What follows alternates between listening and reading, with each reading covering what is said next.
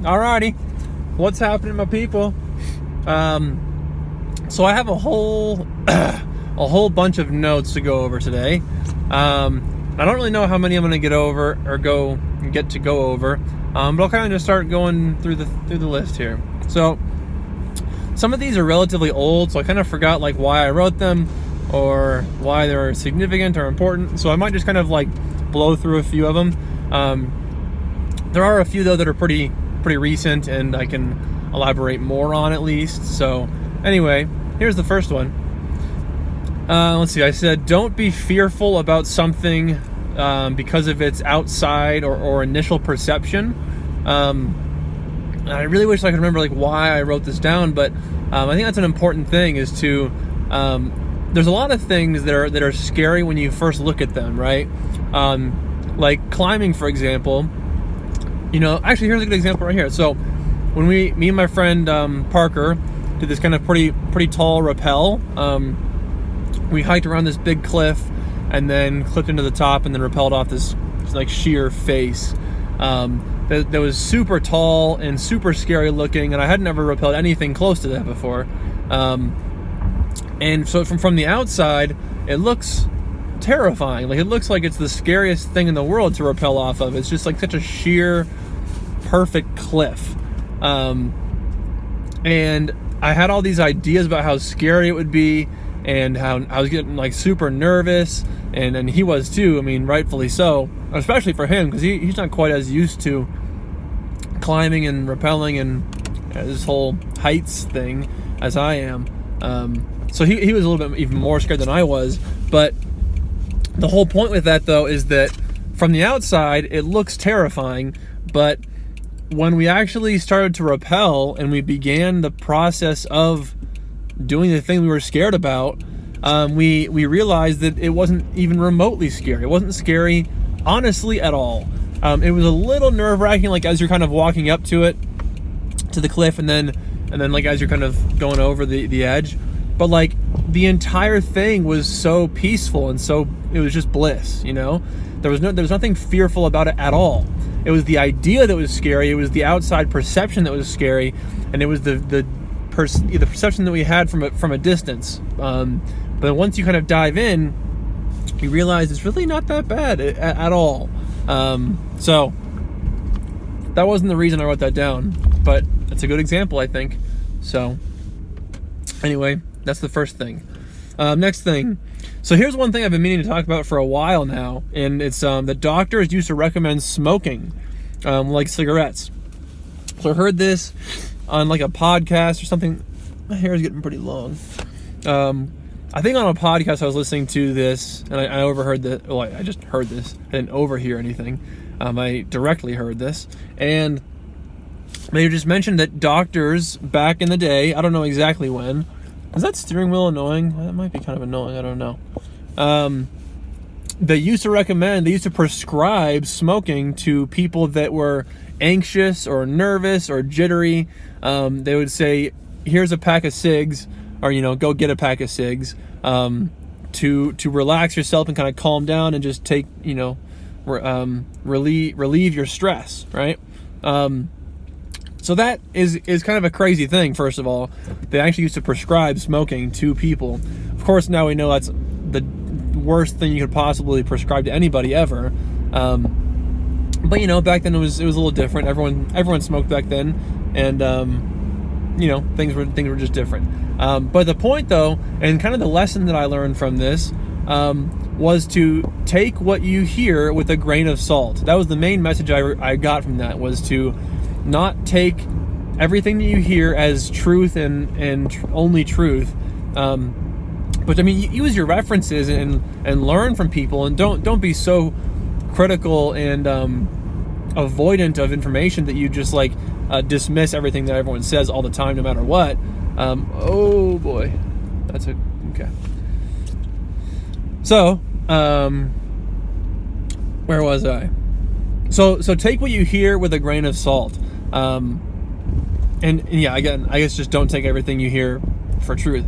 And that kind of jumps into the next point pretty well, actually, because the next thing I have is wait, where is that? Don't believe every rule that you hear. And so here's a little story for this one. So don't believe every rule that you hear. Kind of the same thing as don't take everything that you hear with don't take it all as truth. Take it with a grain of salt. So, but the story though, with that, the one I just said, don't believe every rule that you are told or every rule that you hear. The story there, it's a quick and silly one, was my NutriBullet, my little smoothie making machine thing, has this max fill line that's like maybe 2/3 up to the cup, and then there's like another third of cup space. And it's in the directions to not go past that max fill line. Otherwise, I don't know. I don't really know otherwise what. But they think that your smoothie could be too full and maybe you could spill. I don't know. But the idea though is that, so here's the point, is that every single time I use my smoothie cup, I fill it past that max line, which proves to me, and it's evidence that the max fill line is a lie, because I every single time I go past the max fill, I fill it to the brim, to the top of the smoothie cup. And that's interesting to me, because that kind of just helps prove that point of not taking everything that you hear, not taking it, well, I don't know how to phrase that, but you know what I'm saying, is to not believe for fact and truth that everything you hear, everything you hear. Does that make any, oh man, I think I just butchered every part of that sentence. But sometimes rules don't make any fucking sense. And so test those rules sometimes. I don't think that you should be seeking to like break the law and go out into the world that like with a mindset of, why is this law there? This is stupid. Why is this law there? And like go and test all these things. But at the same time though, I think that it's worth at least inquiring about why rules are in place, and then potentially testing them. Like a small little thing like that, like where your max fill line is on a smoothie cup, that's a very safe rule to test and break, right? I mean, there's different rules that maybe you should be more cautious about. I don't want to like condone anybody to go and, intentionally break the law just because rules might be dumb or might not be dumb. There's it's up to your, it's kind of more discretionary than maybe that. But the point is though that max fill line was lying to me, and I can actually go past that, and I don't need to believe, and I should not believe everything that I hear. That's the main point. I don't want to go in too many circles here. So anyway, that's that. Next thing on the list. I wish I'd remembered why I wrote this one too, but I have, don't let failing prevent you from moving forward. I guess I actually even wrote down the reason. So I think that I missed a blog. I missed a Tuesday publish. I don't even know when, honestly. This is probably a while ago now. But it was kind of weird because I think like going back to the next week where I'm supposed to write another blog, I felt more hesitant to publish a blog. I felt kind of more like out of the game, even just like missing just one. So I publish a blog once a week, so every Tuesday, and even just missing one Tuesday, I think I only missed one. That might not be true. I don't think I've missed many though. Anyway, that one particular time, coming back into that next week where I was supposed to publish another blog, I felt more like apprehensive and just kind of like out of, off my game a little bit. And I felt like it was so much harder to just publish that next blog, honestly. And I think it was just because I got out of the habit, and then my brain was kind of maybe subconsciously thinking like, oh, well, you missed one, like why keep going? Like, what's the point of continuing? And I don't really know where else I was supposed to go with that, but I guess just try not to allow failure or mistakes let's see, how did I read that sentence? Try not to let failure prevent you from moving forward and like continuing on with your goals and whatever you have set up in your life, Okay, I guess that's about it for that one. So we're kind of cruising through these, actually. Okay, so here's another thing I learned just yesterday was my podcast, not my podcast, just a podcast I was listening to, was mentioning, and I kind of just like jot down things that interest me, or that I learned, or that I just find intriguing. I don't know. So this is one of those things. All I wrote was just that kids learn from your behavior much more readily than they do from what you try to teach them. And there's a million examples of this all over the place in my own life, and basically every teenager will have a lot of these stories, right? I remember so many times my dad would sit down with me and try to teach me a lesson, or my mom or whoever, like really any adult, honestly. They would try and sit down with me and be serious and teach me a lesson that was valuable.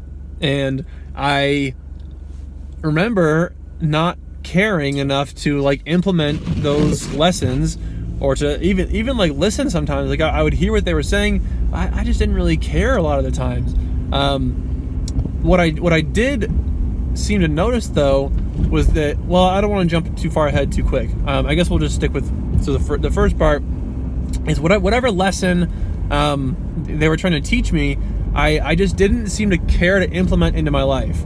And that was, so for example, one of the things my dad told me, or used to tell me fairly frequently, honestly, was that the people that you hang out with will kind of dictate your path, which I've come to realize is incredibly true. And now it's like one of my things that I preach, right, is exactly that. But back then I just kind of didn't want to hear it, you know? I think I was just a stubborn, dumb teenager who didn't want to listen to wisdom and didn't want to change his ways. You know, I was just stubborn, I think. I don't entirely know why, honestly, but I think that's a very common teenage trait, or even just kids, is a lot of the times, and I've heard this story just 1,000 times, like where a parent sits down, tries to teach his kid, his or her kid, just a lesson, and the kid just doesn't work. The kid doesn't listen, and they don't change anything.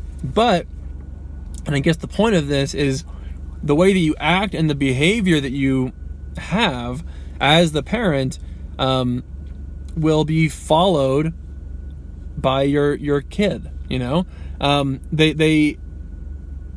They realize and notice the way that you portray yourself, and they want to emulate that and I think a much more powerful way than they ever would through a lesson you're trying to teach them. Like the best lessons the best lessons come through not saying a word, you know? It's the way that you act. You know, actions speak louder than words, and we've all heard that and said that. And I guess it's just proving its point there. Because a lot of the things I do are a byproduct of what I have seen from my parents' behavior, I think. I mean, I'm pretty sure that's true. I guess I don't really know like scientifically or like what percentages of anything.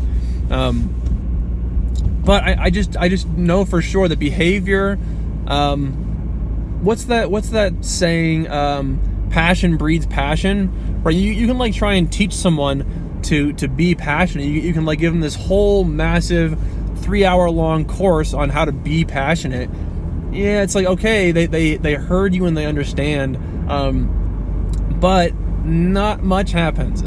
Like it's just, you're not gonna get much more passionate because of someone teaching you how to be passionate.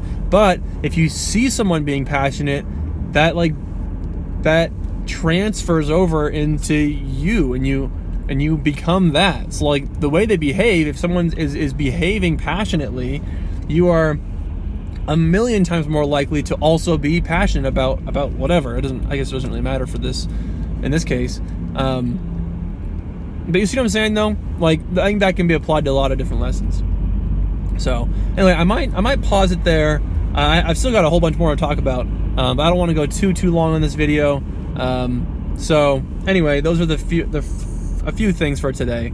More coming your way though. I guess we will see you tomorrow. Yeah, Roger out.